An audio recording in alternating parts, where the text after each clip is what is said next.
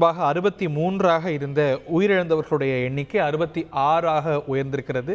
இது மேலும் கணிசமாக அதிகரிக்கக்கூடும் என்று அஞ்சப்படுகிறது. பல நூற்றுக்கணக்கானோர் தேடப்பட்டு வருகிறார்கள். பாதிக்கப்பட்ட இடத்தையே இன்னும் மீட்பு படையினரால் அடைய முடியாத ஒரு சூழல்ல உயிரிழந்தவர்களுடைய எண்ணிக்கை 66ஆக தற்போது உறுதி செய்யப்பட்டிருக்கிறது. இது மேலும் உயரும் என்று அஞ்சப்படுகிறது. செய்திகளை உடனுக்குடன் தெரிந்து கொள்ள உடனே சப்ஸ்கிரைப் பண்ணுங்க.